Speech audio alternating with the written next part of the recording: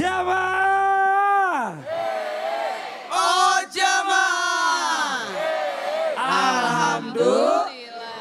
Kembali lagi di Islam Itu Indah bersama Proma. Mana semangatnya nih ibu-ibu? Wah.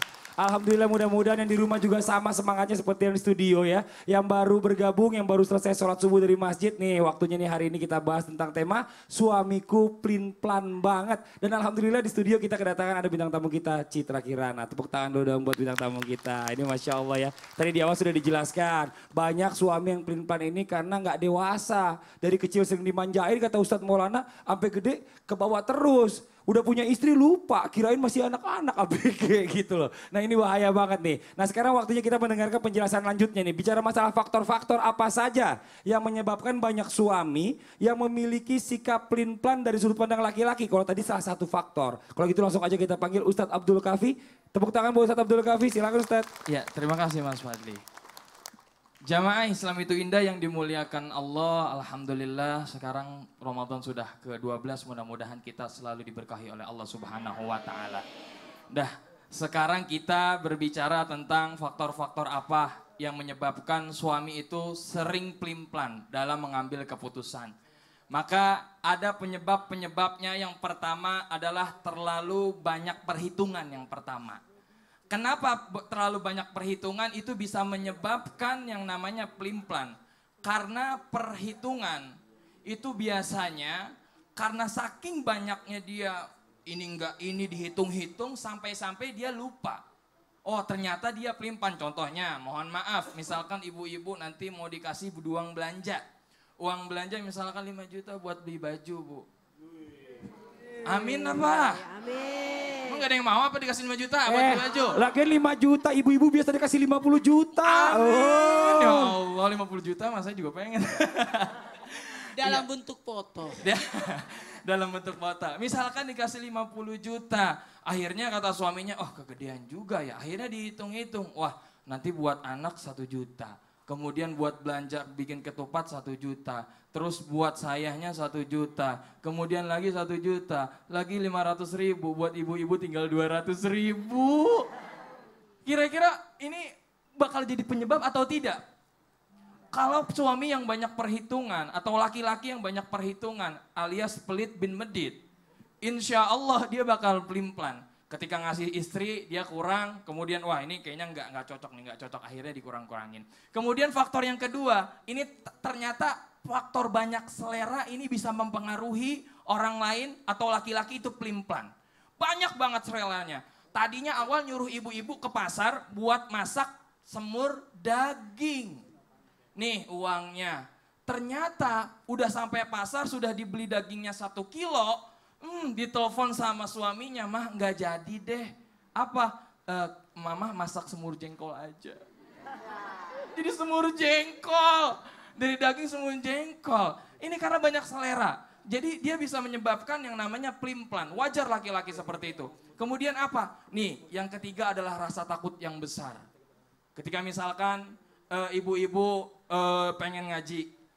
Ya. Kemudian khawatir nanti ibu-ibu ngegosip atau ngelirik ustadznya atau yang lainnya. Ya, ini bisa-bisa ada rasa takut yang besar sehingga menimbulkan khawatir. Kita izinin apa enggak ya? Kalau kita izinin takutnya nanti ibu-ibu udah 5 majlis taklim hadir, udah gitu 5-5-nya utang baju semua. Ya, ini pusing jadinya nih. Rasa takut. Kemudian yang keempat apa? Terlalu banyak pikiran. Ini biasanya banyak sekali para laki-laki ketika banyak pikiran itu biasanya dia pelin-pelan. Luar biasa pelin-pelannya. Kalau orang lagi banyak capek misalnya, laki-laki pulang kerja kemudian dimintai keputusan, itu istri harus mengerti. Apa? Karena keputusannya bisa jadi itu adalah nanti pelin-pelan. Mah jangan tapi nanti di ujungnya, mah boleh deh, boleh. Itu nggak apa-apa tuh bagus. Karena pikirannya tidak lagi fresh. Bisa faktor kelelahan, stres, kurang tidur. Atau na'udzubillah, summa na'udzubillah penyebabnya bisa jadi dia meminum minuman alkohol. Mabuk. Jadi ini yang luar biasa. Kemudian yang terakhir, 5 pengaruhnya apa? Yaitu pengaruh orang lain.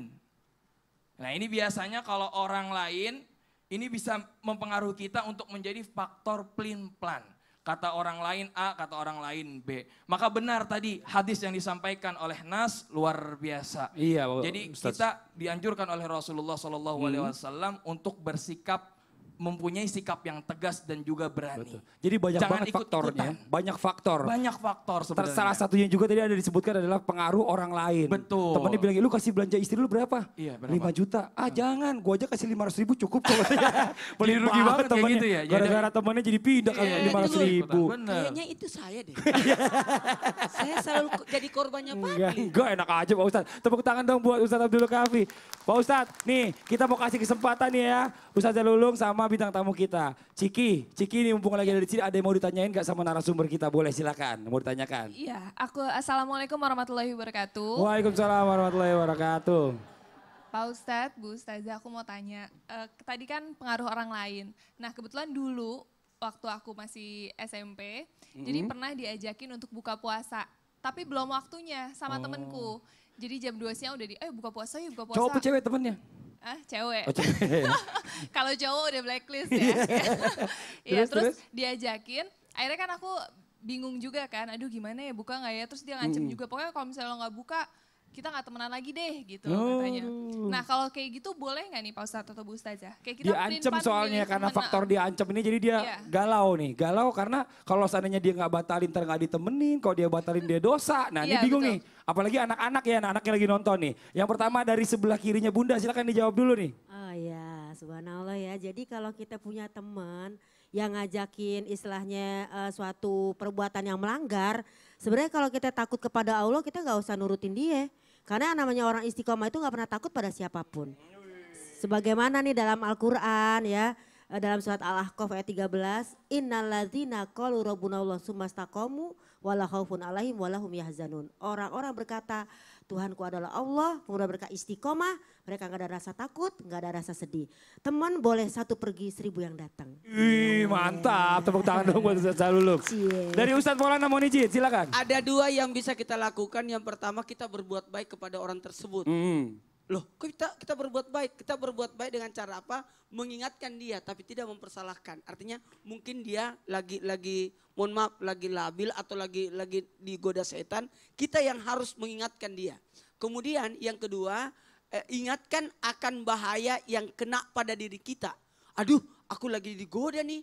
Kalau aku lagi batalin, aku melakukan suatu keburukan, terus mengikuti bisikan dia, berarti yang rugi sebenarnya aku sendiri. Benar. Jadi 2 hal itu sebenarnya, yang pertama kita berbuat baik kepadanya, yang kedua adalah kita mengawasi diri kita dari bahaya yang akan mengenai diri kita. Betul, oke Ustadz Syam silakan ditambahkan. Apalagi kalau puasa ini kan adalah ibadah antara hambanya dengan Tuhannya khusus. Kalau sholat kan kita dilihat, kalau misalnya kita berjamaah kita kelihatan. Tapi puasa ini sebenarnya kita bebas mau buka puasa jam berapapun gak ada yang tahu gitu kan, gak ada yang lihat. Tapi disinilah diuji keimanan kita. Masa gara-gara satu temen yang mau break gitu kan misalnya, terus kita mau buka puasa di siang hari gitu kan gak masuk akal. Akhirnya apa? Kita mengorbankan satu puasa kita. Mudah-mudahan sih enggak. Jadi intinya sih sebenarnya adalah bicara masalah temen ini mungkin temennya kurang ilmu, ya kan? Jadi kalau misal buat temen yang lebih mengerti, yang ngajak ini dikasih tahu, lu kalau misalnya batalin ini nanti puasanya ini nggak bisa dibayar sampai berapa lama pun, karena ini ngebatalin dengan sengaja tanpa ada alasan, itu bahayanya luar biasa gitu ya kurang lebih ya Citra ya. Terima kasih banyak, tepuk tangan lu dong buat Ciki dong. Mudah-mudahan bisa jadi pelajaran juga buat yang lain ini, alhamdulillah nih. Langsung aja buat yang di studio dan juga jamaah yang ada di rumah, sekarang waktunya kita membaca Al-Quran, diambil Al-Qurannya, dibuka Qurannya di surah Al-Baqarah ayat 233, 234. Kalau gitu langsung aja masuk ke segmen, yuk baca Al-Quran.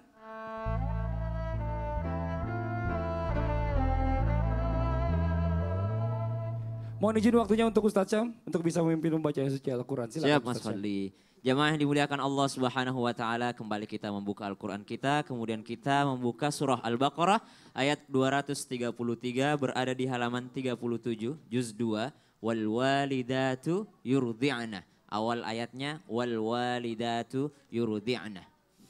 A'udzu billahi minasy syaithanir rajim. أعوذ بالله من الشيطان الرجيم Bismillahirrahmanirrahim. Bismillahirrahmanirrahim. والوالدات يرضعن أولادهن حولين كاملين لمن أراد أن يتم الرضاعة والوالدات يرضعن أولادهن حولين كاملين لمن أراد أن يتم الرضاعة وعلى المولود له رزقهن وكسوتهن بالمعروف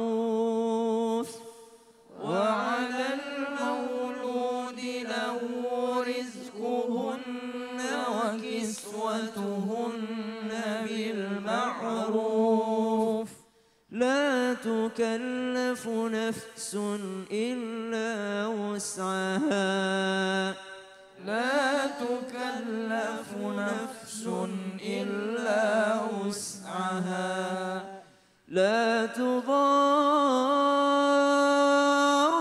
والدة بولدها ولا مولود له بولده لا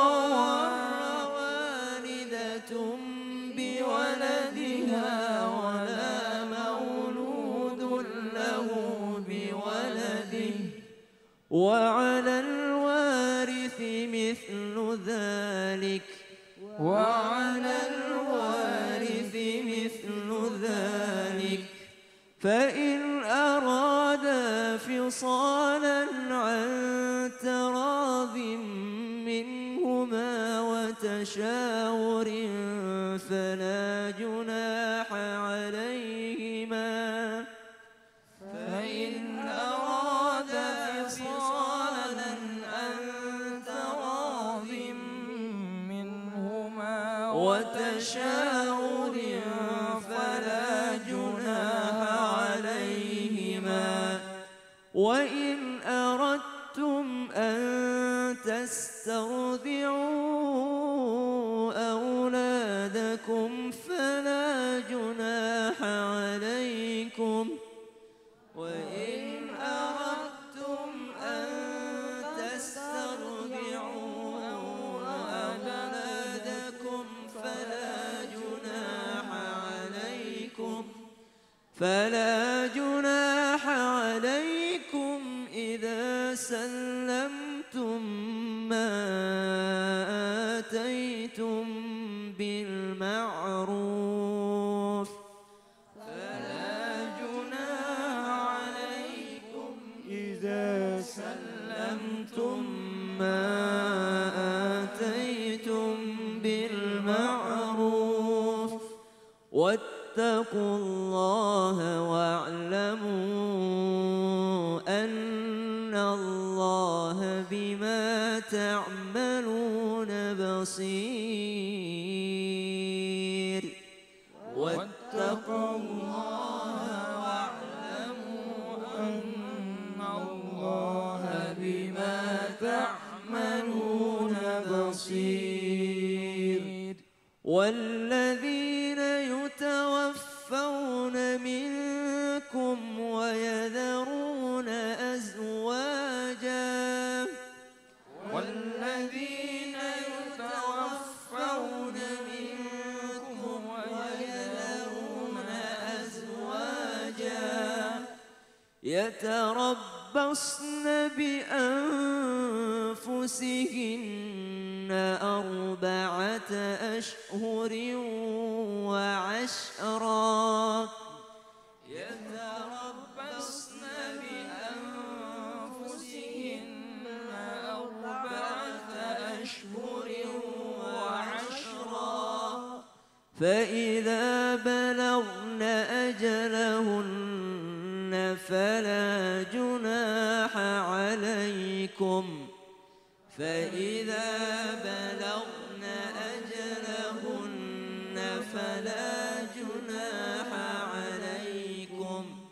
فلا جناح عليكم فيما فعلن في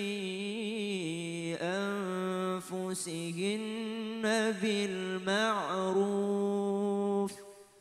فلا جناح عليكم فيما فعلن في أنفسهن بالمعروف والله بما تعملون خبير والله بما تعملون خبير صدق الله العظيم